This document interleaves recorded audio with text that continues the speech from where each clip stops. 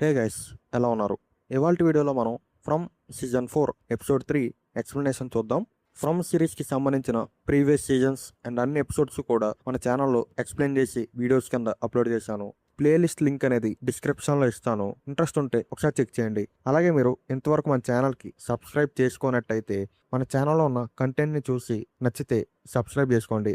So ఇంక మనం episode 3 explanation దగ్గరికి వస్తే, ఫాతిమా ఏమో వాటర్ తాగడానికి వస్తే అక్కడ ఇల్జన్ ఉంటాడు. ఈ ప్లేస్ మన ఇద్దరిని అడ్వాంటేజ్ తీసుకొని మనతో ఆడుకుంది, మనం మళ్ళీ నార్మల్గా అవ్వలేం అని వాళ్ళు మాట్లాడుకుంటూ ఉంటారు. ఫాతిమా ఏమో నాకు ఒక విషయంలో నీ సహాయం కావాలి అని ఎల్జిన్ అడుగుతుంది. అండ్ మరోపక్క బాయ్డ్ ఏమో ఆ లేడీ పోలీస్ ఆఫీసర్ దగ్గరికి వెళ్ళి నిన్న నువ్వు ఎందుకు అలా ప్రవర్తించావు అని అడిగితే ఆమె ఏమో నాకు కూడా అర్థం కావట్లేదు అని ఏదేదో చెప్తూ ఉంటుంది.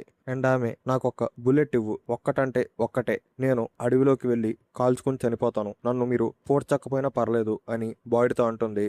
బాయ్డ్ ఏమో ఇంకా ఏం మాట్లాడకుండా అక్కడి నుంచి వెళ్ళిపోతాడు. అండ్ మరోపక్క సోఫియా వాళ్ళ నాన్నని ఫ్యూనరల్ కోసం తయారు చేస్తూ ఉంటారు. సోఫియా ఏమో అతన్ని నోటి లోపల చేయి పెట్టి ఒక పన్నుని పీకేసి తనతో పాటు ఉంచుకుంటుంది. అండ్ ఇప్పుడు జిమ్ మరియు సోఫియా వాళ్ళ నాన్న ఇద్దరికి ఫ్యూనరల్ ఒకేసారి జరుగుతుంది. ఊరు మొత్తం ఇక్కడికి వస్తారు. కానీ అప్పుడు ఆ ప్లేస్ కి చాలా కాకులు వస్తాయి. ఎలా ఉంటాయంటే ఆ కాకులన్నీ సెలబ్రేషన్స్ చేసుకుంటున్నట్టు అక్కడ గోలగోల చేస్తూ ఉంటాయి. ఇంకప్పుడు ఆ ఊర్లో వాళ్ళందరూ కూడా డైనర్ లో కూర్చుంటారు. విక్టర్ ఏమో తబిత వాళ్ళ ఫ్యామిలీ దగ్గరికి వచ్చి తన గీసిన ఒక డ్రాయింగ్ ని వాళ్ళకి చూపిస్తాడు. ఆ డ్రాయింగ్ లో వాళ్ళ ఫ్యామిలీ అంతా ఆనందంగా ఉన్నట్టు అతను గీస్తాడు. ఈతనేమో తబితతో ఇప్పటి నుంచి నేను కాలనీ హౌస్ లో విక్టర్ తో పాటు ఉంటాను అని తబితాని అడుగుతాడు. తబిత ఫస్ట్ దానికి ఒప్పుకోకపోయినా సరే తర్వాత ఒప్పుకుంటుంది. అండ్ అక్కడే కెన్నీ ఏమో సోఫియాతో మాట్లాడుతూ ఉంటాడు. సోఫియా ఏమో ఒక క్వశ్చన్ అడుగుతుంది. ఆ కాకులు ఇలాంటి సంఘటన ఇంతకుముందు జరిగిందా అని అడిగితే కెన్నీ ఏమో ఇలాంటిది ఎప్పుడు జరగలేదు అని అంటాడు. అప్పుడు సోఫియా ఏమో సారా నాకు టాలిస్మన్ గురించి చెప్పింది, అది దొరికాక ఈ ఊర్లో చాలా రోజుల వరకు ఎవరు చనిపోలేదంట కదా, ఆ తర్వాత ఏమైంది అని కెన్నీని అడిగితే కెన్నీ ఏమో టాలిస్మన్ దొరికాక చాలా రోజులు ఎవరూ చనిపోలేదు, కానీ ఆ తర్వాత మా నాన్న చనిపోయాడు, అలాగే ఫ్రాంక్ వాళ్ళ కుటుంబం కూడా చనిపోయింది. అండ్ అదే రోజు జిమ్ వాళ్ళ ఫ్యామిలీ మరియు జేడ్ ఈ ఊర్లోకి వచ్చారు అని సోఫియాతో అంటాడు. అప్పుడు బాయ్డ్ కెన్నీని పిలుస్తాడు. కెన్నీ పక్కకి వెళ్తే జూలీ ఏమో సోఫియాతో మాట్లాడడానికి వస్తుంది. వీళ్ళిద్దరూ మాట్లాడుకుంటూ ఉంటే సోఫియా ఏమో మీ కుటుంబం ఇక్కడికి వచ్చాకే మళ్ళీ జనాలు చనిపోతున్నారు కదా అని జూలీని అడిగితే జూలీకి ఏమో కోపం వచ్చి అక్కడ గట్టిగా సోఫియా మీద అరుస్తుంది. డైనర్ లోపల నుంచి బయటికి వెళ్ళిపోతుంది. సోఫియా ఏమో నేను అలా మాట్లాడినందుకు సారీ అని కెన్నీతో అంటుంది. అండ్ జేడేమో ఎంత ఆలోచించినా సరే ఏదో మిస్ అవుతున్నా, ఏదో కనిపెట్టలేకపోతున్నా అని ఫీల్ అవుతూ ఉంటాడు. బాయ్డ్ ని నీ దగ్గర డ్రగ్స్ ఉన్నాయా అని అడుగుతాడు. బాయ్డ్ ఏమో అవేం లేవు, కానీ నువ్వు నీ బ్రెయిన్ ని యూజ్ చేసి ఎలా అయినా కనిపెట్టు అని జేడ్ ని మోటివేట్ చేస్తాడు. అండ్ కెన్నీ ఏమో సోఫియాతో నువ్వు ఎక్కడ జీవించాలనుకుంటున్నావో డిసైడ్ అవ్వు అని అడిగితే సోఫియా ఏమో సారాతో పాటు ఉంటా అని కెన్నీతో ఉంటుంది. కెన్నీ ఏమో సారాతోనా, అది నీకు అంత మంచిది కాదు అని అంటాడు. పర్లేరు, జనాలు సారా గురించి ఏమనుకున్నా సరే నాకు సారాలో ఆ అమాయకత్వం, ఆ జాలి హృదయం బాగా నచ్చింది, నేను సారాతో పాటే ఉంటా అని కెన్నీతో ఉంటుంది. అండ్ కెన్నీ సోఫియాని సారా దగ్గరికి తీసుకువెళ్ళి ఇదే విషయాన్ని చెప్తాడు. సారా కూడా దానికి ఒప్పుకుంటుంది. అండ్ విక్టర్ ఏమో కాలనీ హౌస్ లో ఈతన్ని తన రూమ్ దగ్గరికి తీసుకెళ్తాడు. ఈతనేమో విక్టర్ని ఒక క్వశ్చన్ అడుగుతాడు. ఇక్కడ దగ్గరలో ఏవైనా లేక్స్ ఉన్నాయా అని అడుగుతాడు. ద బ్రండిల్స్ అని ఒక లేక్ ఉంది అని విక్టర్ అంటాడు. ఈతనేమో నన్ను ఆ లేక్ దగ్గరికి తీసుకెళ్ళవా అని అడుగుతాడు. విక్టర్ కూడా అతన్ని ఆ లేక్ దగ్గరికి తీసుకువెళ్తాడు. వీళ్ళు అక్కడికి వెళ్ళేసరికి ఆ లేక్ లోపల జేడు పడుకొని ఉంటాడు. అక్కడ ఈతనేమో విక్టర్తో నేను ఈ లేక్ కోసం చూడట్లేదు, నేను లేక్ ఆఫ్ టీయర్స్ కోసం వెతుకుతున్నా అని విక్టర్తో అంటాడు. విక్టర్ ఏమో మనం లేక్ ఆఫ్ టీయర్స్ ని వెతకాలి అని జేడ్తో చెప్తాడు. వీళ్ళ ముగ్గురు కలిసి ఆ లేక్ ఆఫ్ టీయర్స్ కోసం వెతుకుతూ ఉంటారు.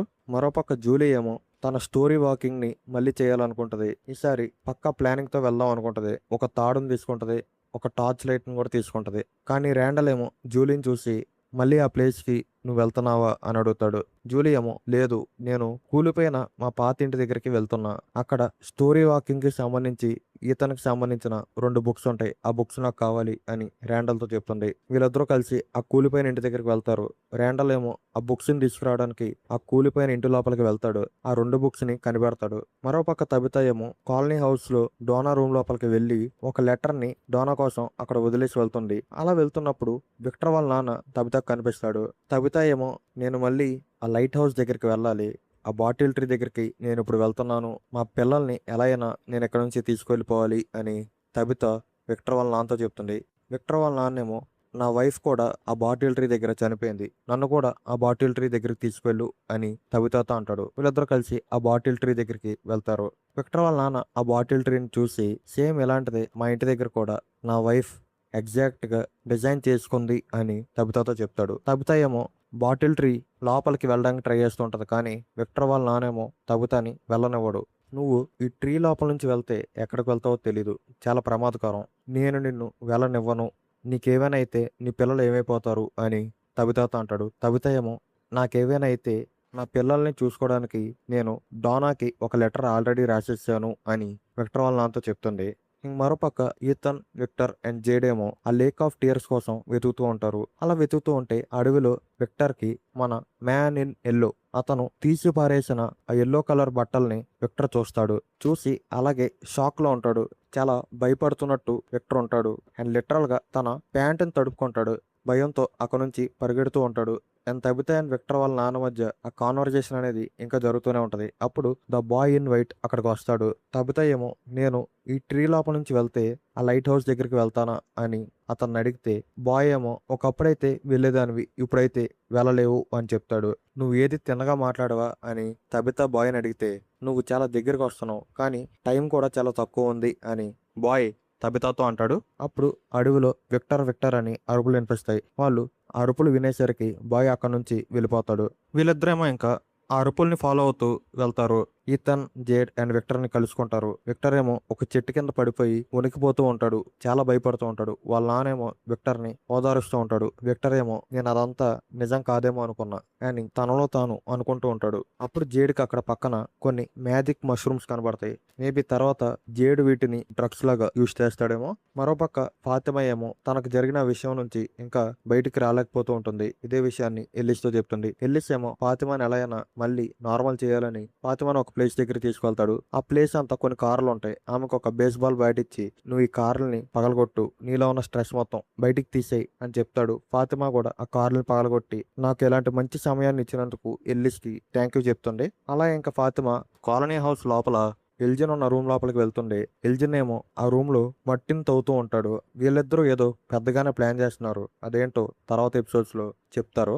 బాయ్డేమో మళ్ళీ ఆ లేడీ పోలీస్ ఆఫీసర్ దగ్గరికి వెళ్ళి నీకు ఇంకా ఆ బుల్లెట్ కావాలా అని అడుగుతాడు. కానీ అంతకంటే ముందు నువ్వు నా కోసం ఒక పని చేసి పెట్టాలి అని ఆమెతో అంటాడు. ఆమెను ఒక స్టోరేజ్ రూమ్ దగ్గరికి తీసుకువెళ్ళి ఈ రూమ్లో రకరకాల జనాలకు సంబంధించిన రకరకాల వస్తువులు చాలా ఉంటాయి. నువ్వు వీటన్నిటిని పరిశీలించి ఏవైనా క్లూస్ దొరుకుతాయేమో నాకు చెప్పు. నిన్ను చూస్తుంటే నాకు ప్రియమైన ఒక వ్యక్తి మళ్ళీ గుర్తొస్తున్నారు. నేను నీకు ఇచ్చిన ఈ పనిని నువ్వు చెయ్యి. దీనివల్ల మనం జనాల ప్రాణాలను కాపాడొచ్చు.